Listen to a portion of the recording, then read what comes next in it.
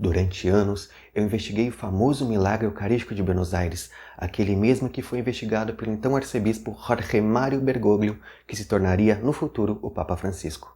É o mesmo milagre que também foi documentado por São Carlo Acutis em seu famoso site de milagres eucarísticos. No meio dessas investigações, eu inclusive escrevi uma carta ao arcebispo emérito de Buenos Aires, o cardeal Mário Aurélio Poli, e eu recebi uma resposta escrita e assinada por ele.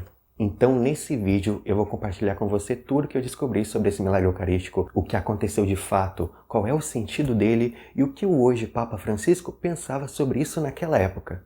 Tecnicamente, em todas as missas há milagres eucarísticos, porque em todas as missas a Eucaristia se transforma substancialmente no corpo, no sangue, na alma e na divindade de Cristo. Entretanto, o termo milagre eucarístico é um dos termos populares para os sinais visuais e físicos da Eucaristia, quando ela se comporta de uma maneira que não é fisicamente comum. Na maioria dos casos de milagres eucarísticos extraordinários, a hóstia costuma sangrar. Carlo Acutis documentou vários desses milagres em seu site. O milagre eucarístico mais famoso da história é o milagre eucarístico de Lanciano, no século VIII, e que passou por testes científicos apenas no século XX. O segundo milagre eucarístico mais famoso é o que ocorreu na década de 90 do século passado, em Buenos Aires, na Argentina. O motivo dele ser tão famoso é que houve testes de laboratório muito surpreendentes sobre ele, e também pelo fato do próprio bispo, que se tornaria o Papa Francisco, ter sido quem pediu por esses testes e ter sido ele encarregado de lidar com todos esses eventos. Eu vou falar sobre tudo isso mais tarde, mas eu vou começar do início falando sobre como eu iniciei a minha investigação. Eu já conhecia a história do milagre eucarístico de Buenos Aires e de outros milagres eucarísticos semelhantes através de vídeos no YouTube. Então, por volta da metade de 2022, eu decidi escrever uma carta ao Papa Francisco. Eu sabia que existiam histórias de cartas que o Papa Francisco respondeu pessoalmente e eu tinha aquela esperança disso acontecer comigo também. Eu sou uma pessoa muito ansiosa, eu queria muito procurar um pilar para embasar a minha fé, para ter um motivo sólido para crer. Hoje, eu tenho argumentos muito melhores para tornar a minha fé sólida e estruturada, mas naquele momento eu estava depositando isso nos milagres eucarísticos. Eu escrevi uma carta ao Papa Francisco, entre outras coisas perguntando principalmente o que ele pensava sobre o milagre eucarístico. Eu perguntava muito sobre a autenticidade, eu queria muito saber se o Papa Francisco de fato acreditava que era um fato verdadeiro o milagre eucarístico de Buenos Aires, porque, ele estava de fato lá, ele investigou em conjunto com os outros cientistas. E, claro, eu coloquei um pouco de carga emocional na carta para ele se sentir tocado e querer me responder. Eu fiz esse envelope dobrando papel. Eu não sabia que eu podia simplesmente comprar um envelope já feito em uma papelaria. Se alguém desejar escrever uma carta ao Papa, é esse o endereço que você precisa escrever atrás do envelope. É só trocar o nome Francisco por Leão XIV. Em novembro de 2022, chegou uma carta do Vaticano até mim. Eu abri o envelope e estava apenas um texto padrão, um texto redigido por um assessor do Papa Francisco, mas com um texto que de fato não conversava com nada que eu havia perguntado na minha carta. Você pode ler ele aí se quiser. Mas encontrei várias notícias de pessoas que receberam cartas do Papa Francisco e que continham exatamente esse mesmo tipo de texto. Mas eu pensei, bom, o Papa Francisco com certeza não é alguém ocioso, né? Ele com certeza tem coisas mais importantes para fazer, mas tudo bem. Pelo menos também veio dentro do envelope um rosário. Esse rosário que nesse momento está no caixão do meu pai. Naquele mesmo novembro de 2022, eu escrevi uma carta ao arcebispo de Buenos Aires da época, o cardeal Poli. Eu perguntei a ele sobre a veracidade do sinal eucarístico de Buenos Aires, assim como eu também havia perguntado ao Papa Francisco. Surpreendentemente, eu recebi uma resposta dele em fevereiro de 2023.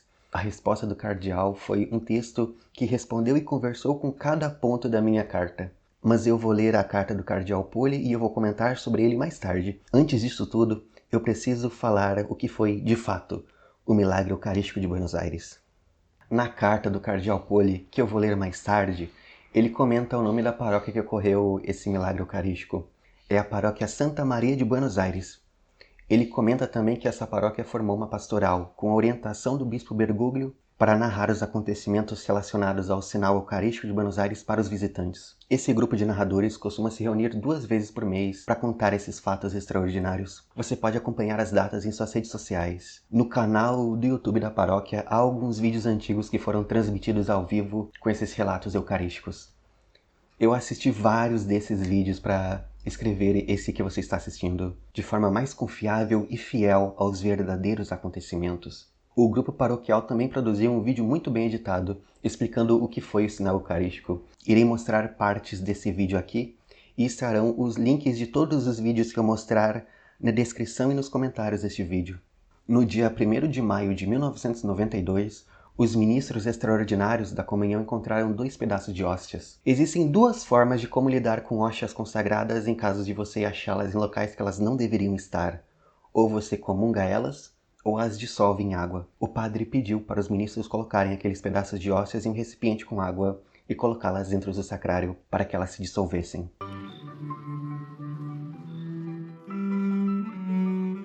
En el año 1992 estamos ubicados en el mes de mayo. El día 1 de mayo es un viernes. Durante la misa, luego de concluida la Eucaristía, el ministro extraordinario encuentra sobre el corporal 2/3 de hostia. Padre Juan Carlomagno le indica que los guarde en un recipiente con agua en el sagrario. Cuando se encuentran formas que están consagradas, o se consumen o se ponen en agua, esperando que la forma se diluya, ya no hay presencia, y el agua puede ser arrojada en tierra dentro del ámbito de la parroquia, en un cantero, en una maceta. Desde ese momento, día tras día fueron observando dentro, pero las formas en agua no se degradaban. El 8 de mayo se celebra en nuestro país la festividad de la Virgen de Luján, patrona de la Argentina. 8, esto está escrito en 1992, cuando sucede el hecho. En el momento de la comunión, al retirar el copón con las formas consagradas para distribuirlas entre los fieles, se fija en el recipiente y nota algo extraño.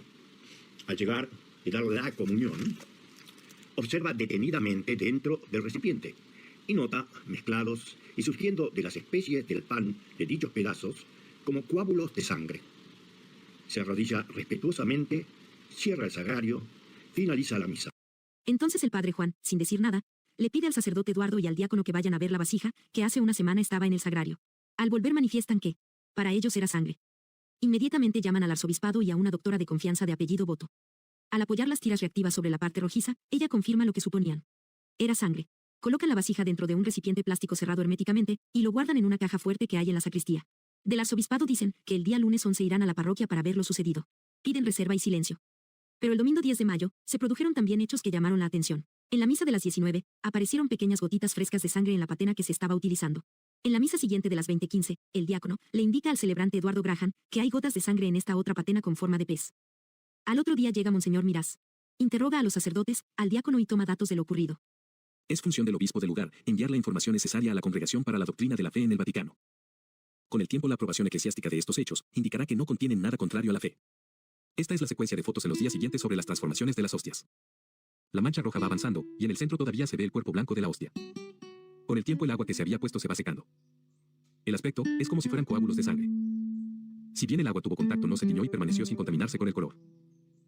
Las partes se fueron uniendo y no se le volvió a agregar agua, dejando que se seque naturalmente sin conservante alguno. Finalmente, después de 4 semanas no queda líquido contenido en el recipiente.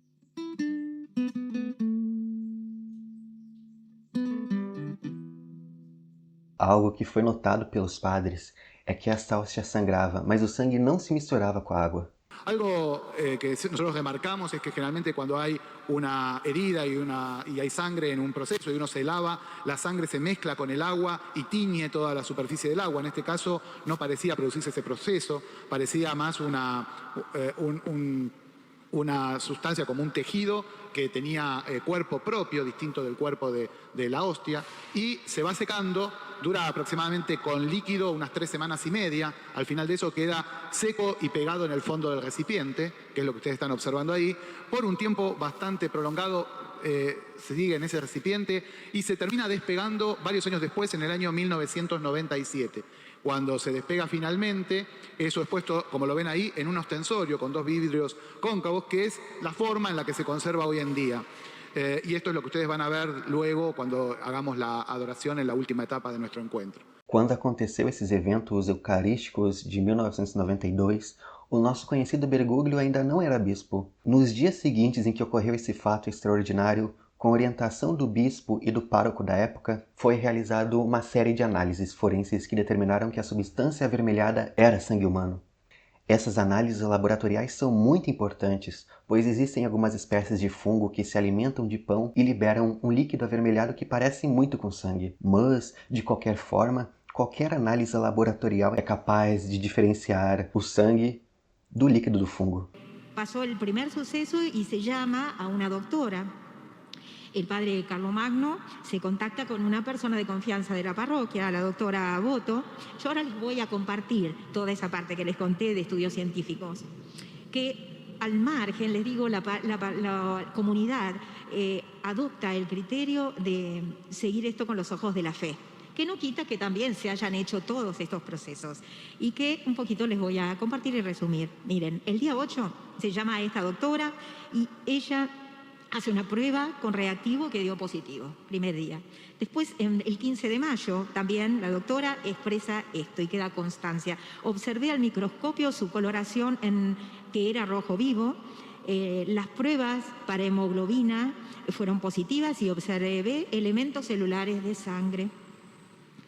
El 14 de mayo de 1992, también otro profesional, Cohen, jefe del departamento de hemoterapia, fueron interviniendo distintos profesionales cada vez más especializados. Estamos todavía en mayo de 1992. Bueno, él observa elementos semejantes a células nucleadas tipo linfocitos. No les voy a dar todos los detalles, no sé si acá hay algún bioquímico, pero creo que esto es a título de ejemplo. También otro profesional, miren cómo se procedió en junio, ya al mes siguiente, un preparado extraído de las patenas de 3 días después de la aparición de una mancha sanguínea y certificó que la muestra observada es sangre humana. Otra vez otro preparado, observó otros elementos, esos elementos serían parecidos a vesículas de Golgi, partículas de DNA, temas químicos. O bispo reuniu todos esses estudos e interrogou todos que tiveram alguma relação com esse fato. Todos juramentados, julgando dizer somente a verdade para o tribunal eclesiástico com a mão na Bíblia. O bispo enviou toda essa documentação para o Vaticano para ser analisado pela Congregação para a Doutrina da Fé, que naquela época era presidida pelo cardeal Joseph Ratzinger, outro rosto bastante familiar para nós. Do Vaticano foi emitida apenas uma informação, nihil obstat. A função da Santa Sé de Roma é guardar o depósito da fé, confirmar e corrigir as outras dioceses. Roma declarou nihil obstat, uma declaração em latim, afirmando que não havia qualquer contrariedade com a fé. Não existe nenhum erro teológico nesse sinal eucarístico de Buenos Aires. O Vaticano apenas realiza investigações mais rígidas e sistemáticas com o apoio de médicos e de membros da Academia Pontifícia em processos de beatificação e de canonização de santos. Ele não realiza investigações rígidas em outras manifestações sobrenaturais. Em casos de milagres eucarísticos e até de aparições marianas, a Diocese de Roma apenas analisa se há erros teológicos, se há alguma heresia, e em caso de não haver qualquer heresia, Roma determina que é a diocese local quem deve lidar com isso. É o bispo local quem deve realizar suas análises científicas e é o bispo local quem deve decidir como ele irá tratar deste fato extraordinário. Todas essas revelações privadas que existem por aí, como as aparições de Nossa Senhora, como os milagres extrabíblicos que ocorrem, desde que seja declarado nihil obstat por Roma, é permitido ao católico acreditar ou não. Um católico pode não acreditar nesses tipos de milagres sem medo de estar cometendo algum pecado de heresia. O católico é obrigado apenas a acreditar nas revelações públicas e nos milagres públicos de Jesus, bem como nos dogmas da Igreja que derivam dessas revelações públicas. Na paróquia de Santa Maria, em Buenos Aires, ocorreram mais 2 manifestações extraordinárias eucarísticas, um em 1994 e outro em 1996. 2 años más tarde, en 1994, el domingo 24 de julio, durante la misa con niños, el ministro de la Eucaristía se dirigió a retirar el copón del sagrario. Y cuando destapa el copón, se encuentra que una gota de sangre fresca corría por el placar interior del copón. Entonces, sorprendido, va hacia el altar, se lo muestra al padre Juan. En ese momento, la gente que estaba en la misa recibió a Jesús por esta manifestación, ¿no? Cuando termina la misa, el padre Juan llama a todos los ministros, catequistas que estaban en ese momento en la sacristía y les muestra lo que sucedió. Cosa que, bueno, fue mucha gente la que se siguió enterando porque él pidió reserva, que era lo que nos había dicho inicialmente el obispo, ¿no? Reserva, que eso se mantenga en reserva. Que no se contara hasta que no se supiera lo que sucedía. Si bien nos dábamos cuenta que algo extraordinario había sucedido, pero nosotros obedientes seguimos con esta reserva. Bueno. Las fiestas patronales implicaban trabajar con los niños desde María, fue muy fuerte. Nosotros habíamos preparado todo para el jueves, porque cayó jueves el día 15. El domingo, cuando se celebra la misa de la tarde, la vespertina, que una señora, cuando terminan de tomar la comunión, se acerca y le dice al sacerdote que ella había comulgado, pero que le quería contar que en el Cristo de madera que estaba en el ala derecha de la iglesia, había en uno de los candelabros que no se usaban, había una hostia. Entonces el padre Alejandro se dirigió a donde estaba el Cristo de madera, tomó la hostia, la llevó al altar y la iba a consumir, pero vio pelusa por la suciedad del lugar y bueno, y ahí decidió ponerla en un recipiente con agua. Ese es el procedimiento. O se consume o se pone en un recipiente con agua y se guarda dentro del sagrario y ahí pierde la forma de pan eucarístico y se tira en tierra. Y el lunes 26, por la mañana, en aquel tiempo estaba el sagrario donde está ahora la Virgen de Luján. A la mañana bajé a rezar un rato. Estaba ahí cuando se me acercó Emma y me dijo, Alejandro, Emma que era toda puntillosa y cuidadosa, fíjate que hay algo raro en el sagrario, en la hostia. Bueno, y abrí y ahí encontré, tenía el aspecto de un coágulo, de algo rojizo que tenía hongos encima. Por supuesto que uno no tenía ninguna certeza de qué era eso, pero era un signo. Em 1999, membros da comunidade paroquial descobriram um grupo chamado de Fundação para a Paz, que realizava e financiava investigações sobre esses fatos extraordinários. Esses membros paroquiais entraram em contato com o bispo Bergoglio e falaram sobre isso a ele. Dom Bergoglio se informou sobre tudo isso, ele se informou sobre o grupo presidido pelo Dr. Ricardo Cassagnon, se encontrou com ele e permitiu que ele realizasse análises mais complexas. Aquele sinal eucarístico de 1992 secou. Ele foi colocado dentro de um relicário de vidro para ser venerado. Inclusive, é possível venerar ele até hoje. Até hoje está conservado na paróquia de Santa Maria. Já no final de 1996, o padre teve a ideia de ficar adicionando água para conservar por mais tempo, para que ele não secasse como secou o de 1992. Em 1999, os cientistas do grupo extraíram partes da amostra seca de 1992 e amostras úmidas do sinal eucarístico de 1996. Elas foram levadas para serem analisadas por cientistas de diversos países através do método duplo cego, quando os cientistas analisam algo sem saber com antecedência a origem do objeto de análise. Os resultados a seguir se referem ao sinal eucarístico do ano de 1996. Exactamente fue eso lo que se hizo. Se pidió un análisis, se los voy a leer tal cual. No sé si hay el médico aquí, ¿algún médico? Bien. Bueno, vos vas a entender entonces un poquito más y a lo mejor después nos quieras explicar. Esto se llevó al Centro de Investigación Forensic Analytical Hayward, California, en los Estados Unidos. Los primeros resultados fueron del 28 de enero del 2000. Un poquito se los voy a resumir porque es bastante extenso, pero lo tengo aquí para quien lo quiera leer, ¿no? Porque es muy específico. El laboratorio forense indica que se han identificado muestras mínimas del ADN humano. El 3 de marzo del 2000, el laboratorio de análisis remite las muestras al doctor Robert Lawrence, especialista en medicina forense. El 9 de marzo del 2000, este especialista identifica en la sustancia, ayúdame, material queratotótico y paraqueratótico. Piensa haber encontrado una muestra externa de la piel, dice así. Sí. Está mal escrito acá, queratotótico. Sí. Bien, es como una costra, ¿puede ser? Claro. Y en diciembre del 2000, la entrevista con el doctor Robert Lawrence en San Francisco informa sobre la presencia de células blancas y núcleos en los cuales indica que sería posible obtener mayor cantidad de ADN.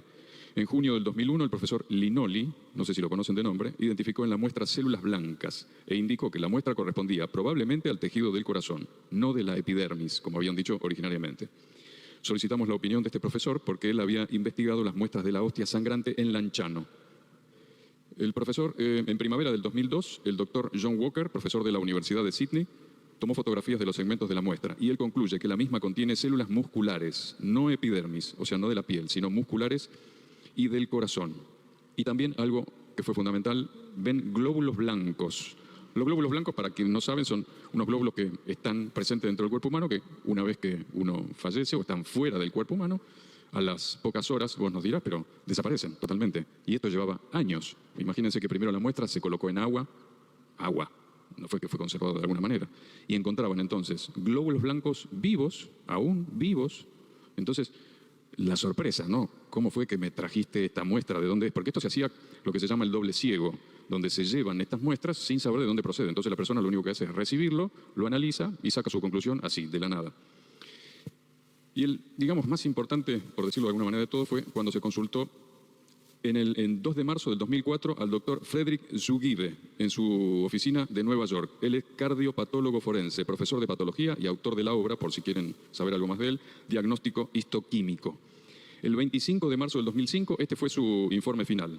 Las tiras contienen tejido cardíaco, o sea, del corazón, que evidencia cambios degenerativos del tejido del miocardio, esto es tejido muscular cardíaco, con pérdida de estrías de las fibras musculares, núcleo picnótico, agregados de células inflamadas mixtas correspondientes a células crónicas inflamatorias, los macrófagos. La direccionalidad de las fibras miocárdicas indican que el lugar de estos cambios es relativamente cercano a la región valvular en el área del ventrículo izquierdo del corazón. Estos cambios degenerativos son concomitantes a un reciente ataque cardíaco.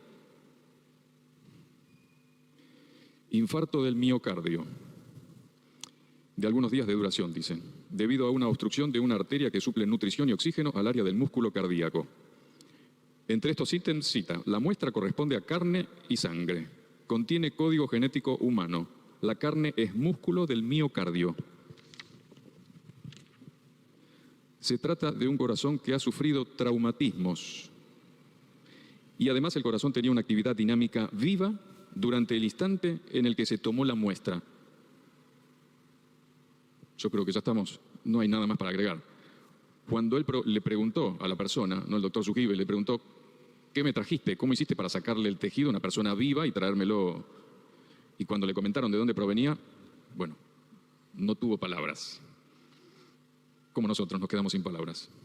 Todos esses nomes e todos esses exames citados são reais. Todas essas pessoas confirmaram todos os relatórios.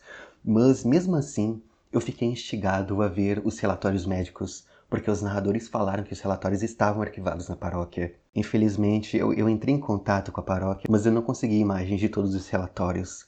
Bom, isso é razoável, eu não sou ninguém, eu não sou um jornalista, eles não dariam tanta atenção para mim, não é? Entretanto, eu consegui encontrar uma cópia de um relatório do Dr. Frederick Zugibe, assinada por ele. Se alguém tiver algum interesse em lê-lo, estará o link dele e de outras informações nos comentários deste vídeo. O Dr. Frederick Zugibe foi o legista-chefe do condado de Rockland, em Nova York, de 1969 a 2002. Ele foi um cardiologista com uma longa carreira acadêmica. Ele chegou a realizar 10.000 autópsias como médico legista, e há doenças descobertas por ele que carregam o seu nome. Há uma Wikipedia sobre ele caso você queira ver mais. Ele é alguém bastante famoso nos Estados Unidos. Ele já participou de programas de televisão, e ele é bastante famoso por ter escrito um livro sobre como teria sido a morte de Jesus se o Santo Sudário for verdadeiro. Bom, eu não quero entrar nessas questões, porque todo dia o Santo Sudário é aprovado e reprovado cientificamente, mas o livro dele se propõe a mostrar, de forma técnica e usando o método forense, como teria sido os últimos momentos de Jesus através das manchas do Santo Sudário, supondo que o Santo Sudário seja hipoteticamente verdadeiro. Bom, colocando os pingos nos is aqui, para impedir qualquer tipo de suposição, o fato do Frederick Zugibe e do Eduardo Linoli já serem católicos antes de realizarem essas análises não torna suspeitos os seus registros clínicos, porque, em primeiro lugar, a análise utilizou do método duplo cego, quando não há informações prévias sobre o que está sendo analisado. Além disso, ambos são profissionais de renome e com contribuição científica em suas áreas. Em segundo lugar, as outras clínicas e os outros cientistas que analisaram o sinal eucarístico, eles não eram especificamente religiosos ou católicos. Eu procurei por críticas na internet, eu procurei por posts de pessoas no Reddit e em outros sites tentando falsear essas informações escritas. Uma das críticas foi algo que eu também havia pensado sobre. Por que demorou tanto tempo essas investigações, não é? O Grupo para a Paz extraiu as amostras em 1999 e só entregou o relatório final dos resultados para o cardeal Bergoglio em 2006. Mas, vendo as lives da Pastoral de Narradores, eu entendi o motivo disso. Os cientistas pegaram toda a amostra úmida de 1996 e retiraram um grande pedaço do sinal seco de 1992. As amostras eram bem pequenas, elas deveriam ser mostradas primeiro para um cientista e só depois para o próximo. Era impossível enviar essas pequenas amostras para vários cientistas em uma só vez. Um desses narradores afirmou em algumas lives que foi solicitado mais pedaços do sinal de 1992 para ser examinado, mas a comunidade declarou que não desejava que esse sinal fosse cada vez mais mutilado.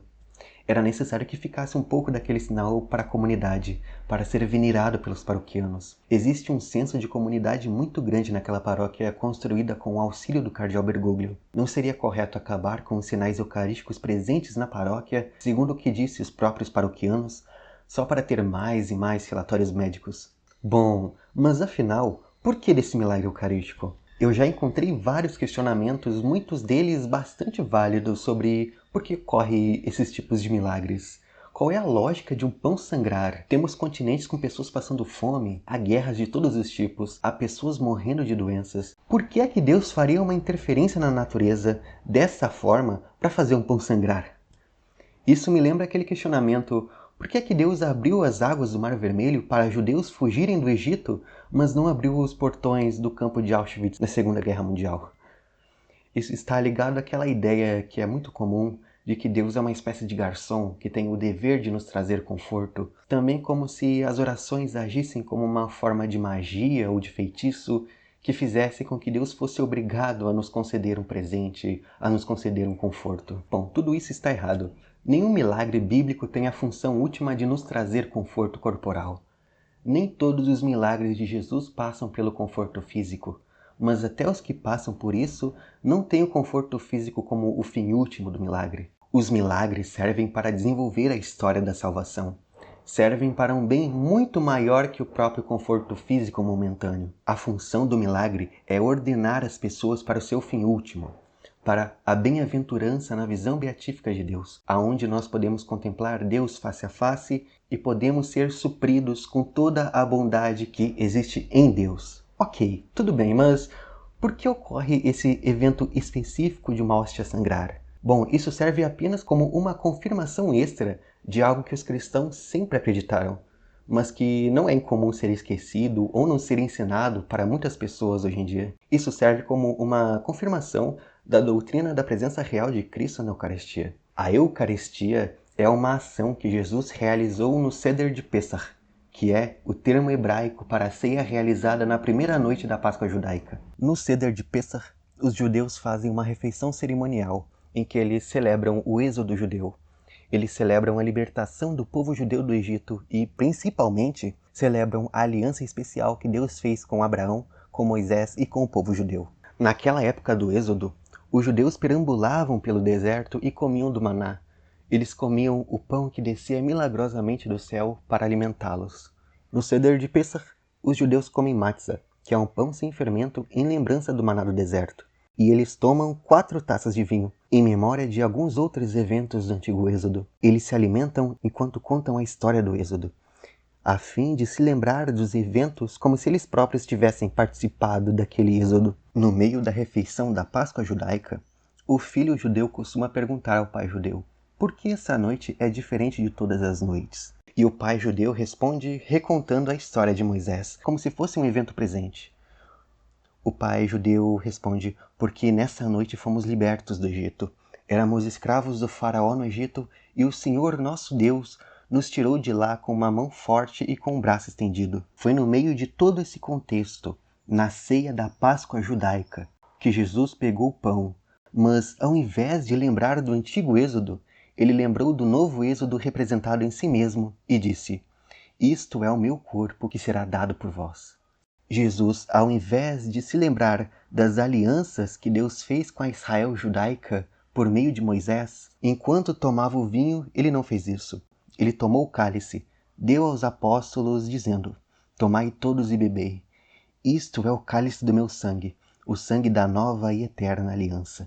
Jesus fundou uma nova e eterna aliança entre Deus e seu povo, da qual a antiga aliança judaica era apenas uma sombra imperfeita e incompleta. A antiga Israel judaica tinha uma aliança pedagógica com Deus, dizia o apóstolo Paulo, para preparar o povo para uma aliança nova, mais perfeita e que não se restringiria a um único grupo étnico ou a uma única cultura. Pois a Igreja de Cristo é universal. Ela é, utilizando o termo grego católica. A nova aliança fundada por Cristo é, de fato, a Igreja Católica. Jesus pediu aos seus apóstolos que eles repetissem aquela refeição em memória dele e de sua aliança. Tudo isso já era prefigurado pelos profetas do Antigo Testamento. Já era esperado que surgiria uma nova aliança que melhoraria a antiga e que seria universalista, não se restringindo apenas aos judeus. Toda a aliança de Deus com os homens é ratificada com um sacrifício de sangue. Bom, eu vou dar um contexto aqui que vai ser muito importante. O povo de Deus antigamente costumava fazer sacrifícios de animais para várias ações. Havia sacrifício pelo pecado, havia sacrifícios de expiação e de purificação, havia sacrifícios de ação de graça, e toda a aliança especial que Deus fazia com o seu povo, o representante do povo fazia um sacrifício. Mas, para o sacrifício estar finalizado e para a pessoa participar de fato do sacrifício que foi realizado, era necessário que a pessoa comesse a carne do cordeiro sacrificado. O judeu que não comia a carne do cordeiro pascal no dia do Êxodo não havia de fato participado daquele sacrifício e não havia participado de fato daquela aliança. O sacrifício da nova aliança foi realizado na cruz de Jesus.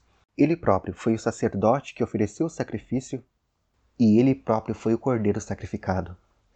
Esse único sacrifício de Jesus na cruz se torna um evento presente verdadeiramente em toda a hóstia consagrada. Aquele único instante na cruz, há 2000 anos atrás, se torna uma realidade presente milagrosamente na Eucaristia celebrada por um sacerdote. E então nós podemos participar do sacrifício de Cristo.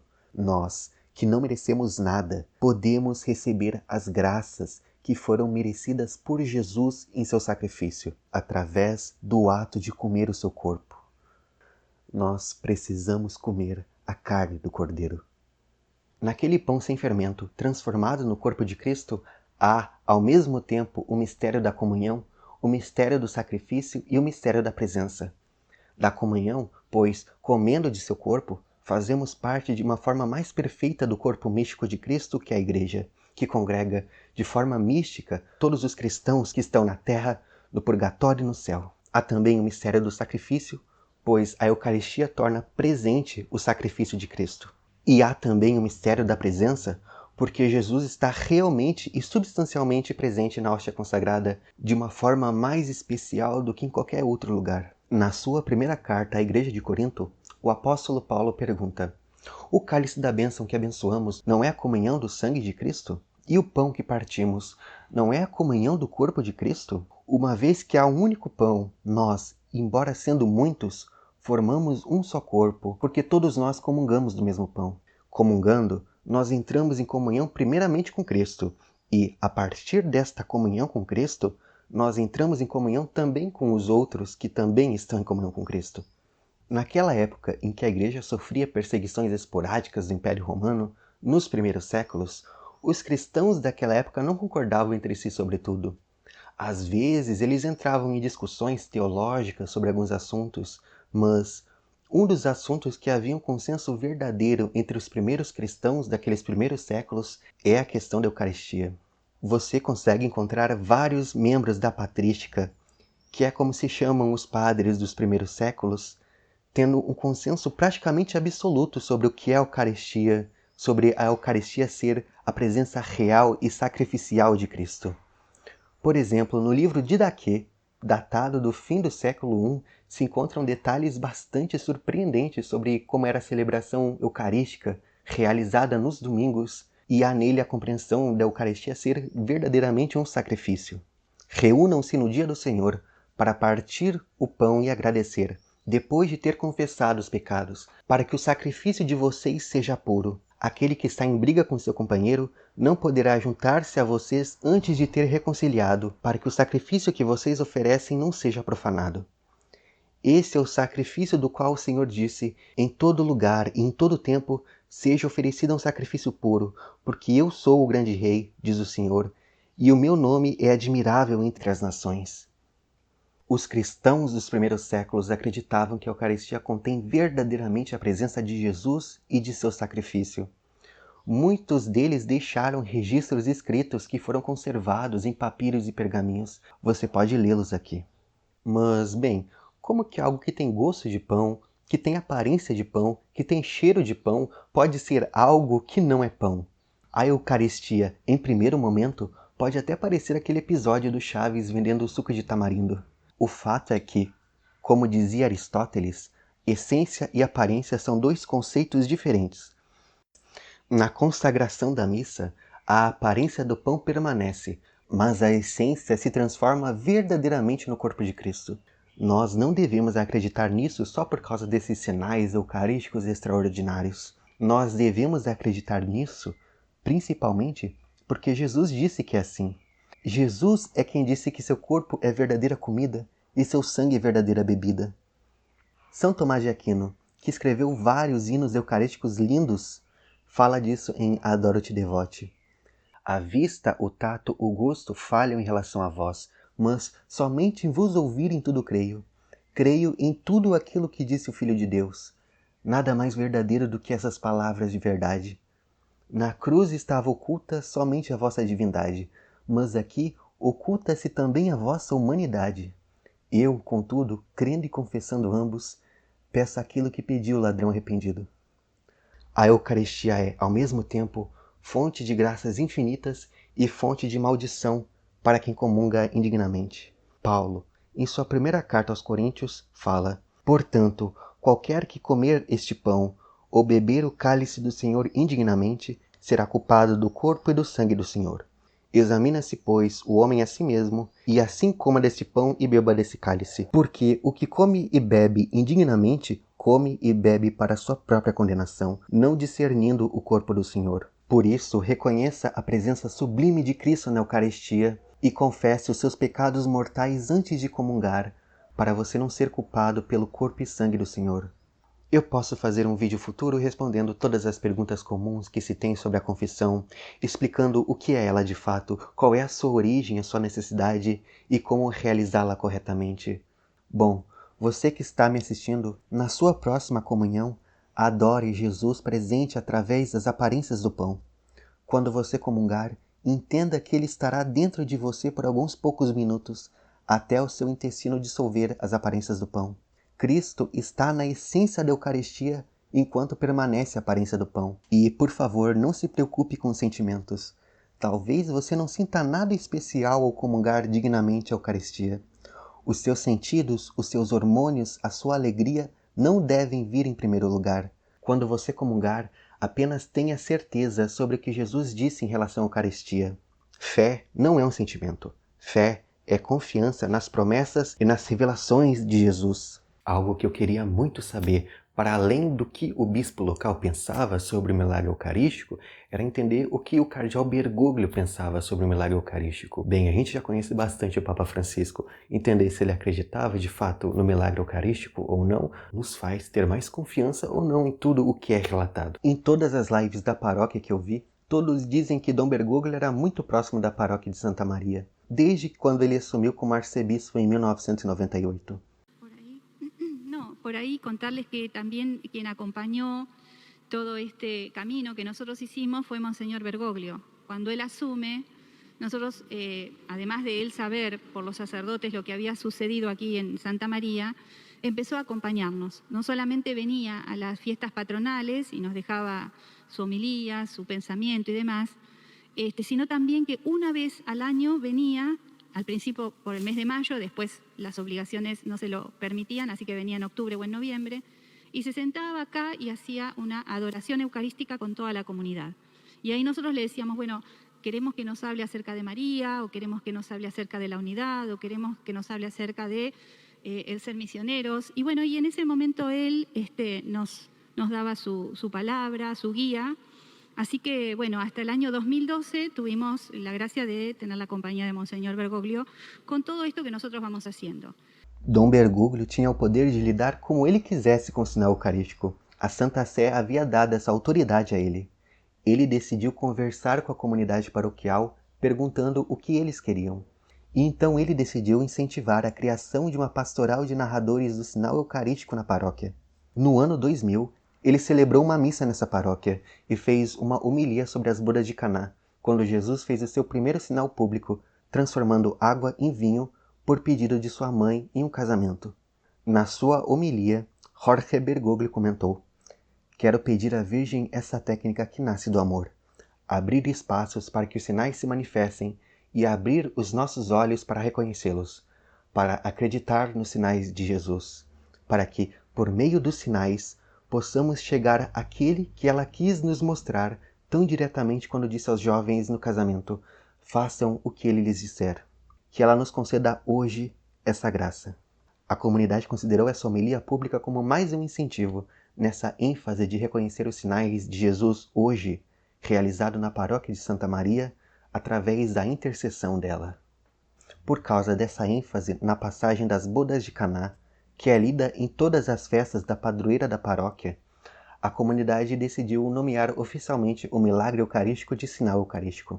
Sinal é o termo que o Evangelho de João usa para os milagres visíveis de Jesus antes de sua ressurreição. O próprio ato de Jesus transformar água em vinho é chamada de primeiro sinal de Jesus nesse Evangelho. Em 2010, a Pastoral de Narradores da Paróquia realizou uma reunião exclusiva com o Cardeal Bergoglio. Les cuento que en el año 2010, ¿no? Cuando nos encontramos en reunión con Bergoglio, en el 2010, bueno, le pedimos una entrevista para contarle lo que estábamos haciendo, para preguntarle si lo que estábamos haciendo estaba bien. Bueno, y la verdad que nos tiró un montón de frases muy profundas. Por un lado dijo que la Virgen María prepara el espacio para que Jesús se manifieste. Que Jesús pasó y dejó una huella institucional que tenemos que custodiarla. Después cuando le preguntamos, ¿y cómo lo narramos? ¿Está bien lo que estamos haciendo? Contándolo de persona a persona, sí, dijo, porque es la forma de anunciar el mensaje. Y no es el proselitismo a través del cual la gente se va a convertir, sino a través de la atracción del testimonio de los cristianos. Entonces nosotros estamos en este camino de compartirlo. E o caminho foi largo. O cardeal Bergoglio não queria que a narração do sinal eucarístico causasse um boom midiático, como se a própria igreja estivesse buscando os holofotes da mídia. Ele queria que a narração ocorresse de uma forma mais serena. Ele queria que a narração fosse usada para as pessoas serem atraídas para Cristo através de um testemunho sereno. Quando perguntado em 2010 o que a pastoral deveria dizer quando fosse questionada sobre a visão da arquidiocese sobre o sinal eucarístico, o cardeal Bergoglio respondeu: apenas diga a eles que o Senhor passou pela paróquia de Santa Maria e deixou suas pegadas. Essa frase ficou tão marcante, principalmente depois do cardeal Bergoglio ter virado papa, que foi criada uma música El Señor Passó pelo padre Raul Canali, que é cantada em toda a narração eucarística na paróquia. O refrão da música é a frase do cardeal Bergoglio. Bom, agora eu vou falar sobre a carta que eu recebi do cardeal Poli. O bispo Mário Aurélio Poli foi o arcebispo de Buenos Aires de 2013 até junho de 2023, quando ele se aposentou por idade. Hoje, ele é conhecido como o arcebispo emérito de Buenos Aires. Poli foi criado cardeal pelo Papa Francisco em 2014 e ele participou do conclave de 2025, que elegeu o Papa Leão XIV. Et eo Mario Aurelio Cardinalis Poli, spondio bobio ac iuro, sic me Deus adiuvet et ex Santa Dei Evangelia quae manu mea tango. O cardeal Poli respondeu à carta que eu escrevi a ele em novembro de 2022. A estrutura da minha carta, pelo que eu me lembro, começava com uma apresentação breve, seguida por uma pergunta sobre a veracidade do milagre eucarístico de Buenos Aires. Depois, eu perguntava ao cardeal se ele acreditava genuinamente e honestamente que o milagre eucarístico de Buenos Aires era de fato verdadeiro. Por fim, eu pedia ao cardeal Poli que rezasse por mim e rezasse por minha família. O mais incrível de tudo é que o cardeal Poli escreveu uma resposta estruturada em um texto para mim que conversava com exatamente tudo o que eu havia escrito a ele. Conversava com cada ponto de cada pergunta, de cada interação que eu tive no meu texto. Ele respondeu tudo no texto dele. Eu vou ler a carta em português, e você pode lê-la em espanhol aí, como foi originalmente redigida. Leitura da carta do Cardeal Poli ao Natan.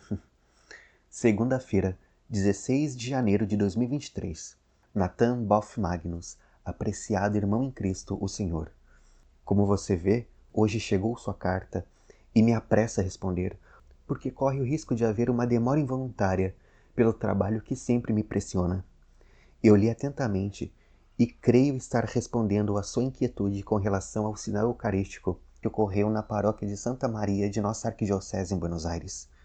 Como as versões sobre os eventos se transmitiram não com a fidelidade que merecem as manifestações sacramentais, foram várias, de maio de 1992 a agosto de 1996, há alguns anos pedi a um sacerdote que viveu perto desse período de tempo um testemunho sobre o que foi vivido. Em sua parte central, escreveu: no ano de 1998, quando Monsenhor Jorge Bergoglio assumiu como arcebispo de Buenos Aires, ele ordenou aos sacerdotes que fizessem os estudos mais avançados possíveis do ponto de vista científico. E assim foi que, em outubro do ano de 1999, viajaram a Buenos Aires o Dr. Ricardo Cansenhão Gomes e o Dr. advogado Ron Tesoreiro e tomaram amostras que foram levadas, sem dizer a origem das mesmas, a laboratórios forenses e a cientistas dos Estados Unidos, da Itália e da Austrália. Até então, a hóstia do ano de 1992 e as gotas dos cálices haviam secado, e só se conservava em água com aspecto gelatinoso a hóstia do ano de 1996. E foi de uma amostra dessa hóstia que foram obtidos os resultados científicos mais surpreendentes. É por isso que os cientistas que divulgam essa história geralmente se referem só a esse feito e se omitem os feitos anteriores. Em 17 de março de 2006, foi entregue ao Cardeal Bergoglio a pasta com as conclusões da ciência, que são as seguintes. As evidências correspondem a sangue e carne. Se registraram a presença de código genético humano, DNA. A carne corresponde ao músculo do coração, músculo do miocárdio, ventrículo esquerdo. O coração havia sofrido traumatismo, consistente com o perfil de uma pessoa que havia sofrido um ataque do coração ou que havia recebido um golpe muito forte sobre o peito. Todos os cientistas encontraram, no material analisado, glóbulos brancos intactos, o que se encontra fora do comum, porque não poderiam existir se não houver um corpo vivo que os abrigue. E tendo sido material preservado unicamente com água, os glóbulos brancos deveriam ter sido dissolvidos em poucos minutos. Desde 1996, os paroquianos se reúnem todos os meses em adoração solene e se expõem o que foi nomeado de sinal eucarístico. Seu compromisso missionário é dar testemunho de que Jesus vive, e se ele vive, disse o Papa Francisco, te quer vivo. Natan, desde há 44 anos eu recebi a graça de celebrar a Eucaristia todos os dias, e eu creio nessas manifestações tão excepcionais e delicadas da Divina Providência, que não fazem outra coisa além de confirmar o que confessa a Igreja quando ela fala da presença real de Cristo na Eucaristia, sublime manifestação de seu corpo, sangue, alma e divindade. Em cada celebração eucarística, Cristo está presente realmente, e é esse o milagre permanente até que ele volte como foi prometido. Assim proclamamos depois da consagração da missa. Este é o mistério da fé. Anunciamos sua morte, proclamamos a sua ressurreição. Vem, Senhor Jesus. A fé que recebemos como presente no batismo nos faz capazes de aderir a essas verdades que Jesus quis revelar aos pequenos. Rezo por você e por sua família e peço ao bom Deus a sua bênção e conforto a todos os seus entes queridos. Mário Aurélio Cardeal Poli, arcebispo de Buenos Aires, primaz da Argentina. De fato, o sinal eucarístico não faz outra coisa além de confirmar o que sempre foi verdadeiro desde o primeiro século. A Igreja Católica não é a Igreja das novidades e nunca vai ser, porque o papel dela é conservar a fé dos apóstolos. Em Cristo, o Verbo de Deus encarnado, nos foi revelado tudo. Toda a revelação privada que venha posteriormente a isso e que se proponha a ir além do que o próprio Cristo nos revelou, que seja anátema, dizia o apóstolo Paulo. Você que está assistindo isso não precisa ir para Buenos Aires para ver Cristo na Eucaristia. Ele está em todas as hóstias consagradas. Ele está em toda a aparência do pão e do vinho consagrada por um sacerdote validamente ordenado. Bom, Apesar desse meu vídeo falar sobre sinais, por favor, não faça sua fé se basear apenas em sinais. Todos os sinais importantes já foram dados em Cristo. Quando eu já estava produzindo esse vídeo que você está assistindo, apareceu na timeline do meu YouTube um vídeo de um dos padres que era vigário da paróquia de Santa Maria naquela época e que presenciou o milagre eucarístico de 1992. Eu consegui entrar em contato com esse padre mandando e-mail para uma instituição de arte e de ícones bizantinos que ele faz parte. Eu consegui o seu número de WhatsApp e conversei com ele. Você pode ler a conversa aí. É incrível que esse é o mesmo padre que o Karl Lakutz conversou quando ele estava pesquisando sobre o milagre eucarístico de Buenos Aires. Eu conversei com o mesmo padre que o Karl Lakutz conversou. Eu vou refletir aqui sobre algumas informações extras que eu adquiri assistindo o vídeo e conversando com o padre Eduardo Pérez del Lago.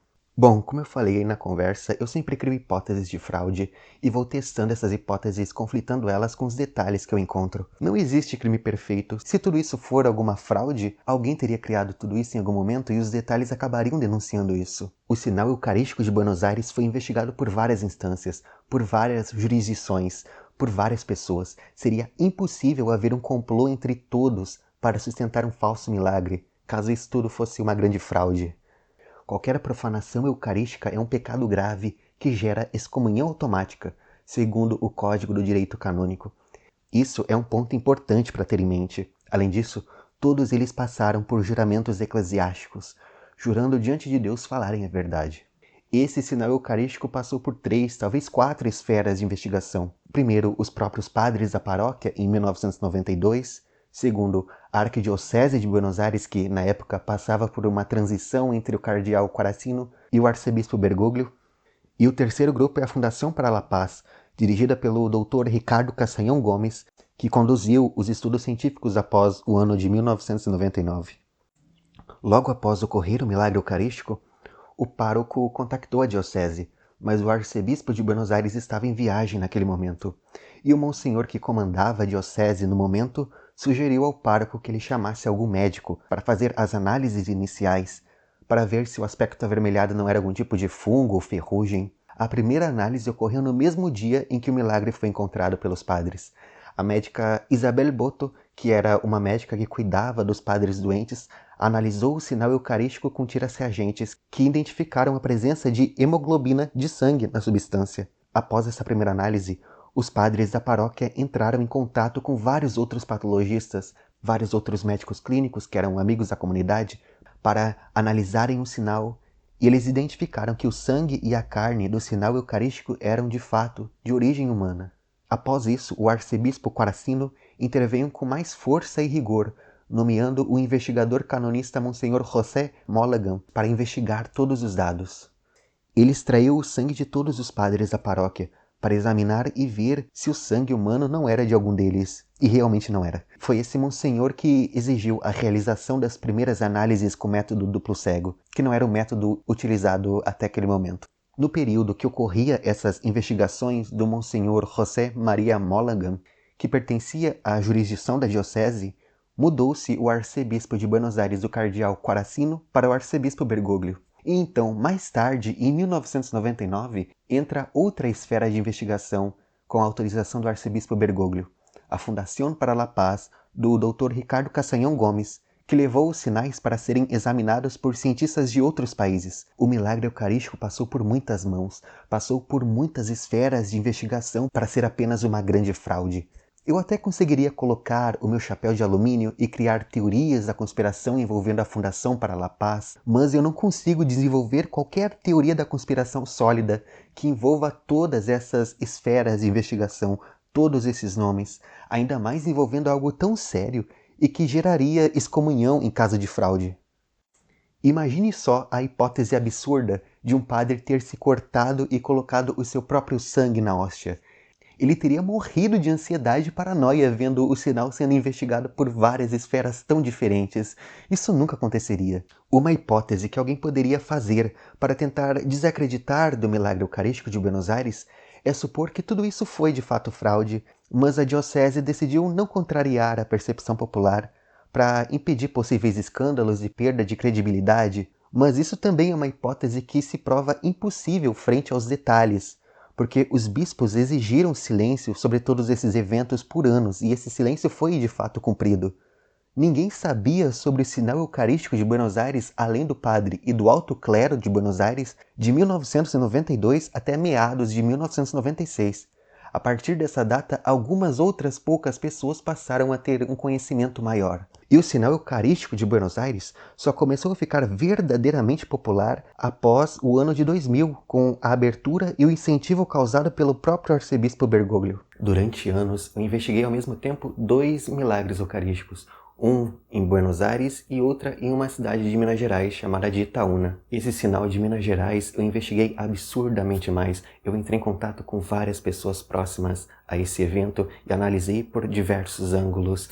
Esse sinal de Minas Gerais foi o que mais me emocionou e eu vou fazer um futuro vídeo falando a respeito dele. Esse meu canal não vai ser exclusivo sobre milagres, mas esses 2 primeiros vídeos vão ser e eu preciso muito fazê-los. Esse meu canal vai ser ao mesmo tempo catequético e apologético. Então, se você tiver qualquer dúvida sobre Cristo e sua igreja, por favor, escreva aqui nos comentários. Se você tiver qualquer crítica, qualquer xingamento em relação a qualquer coisa que eu tenha falado aqui, por favor, escreva nos comentários. Eu vou ficar muito feliz, eu vou ficar muito alegre de lê-lo. Se inscreva no meu canal e divulgue esses meus vídeos aos seus conhecidos, por favor. Muito obrigado.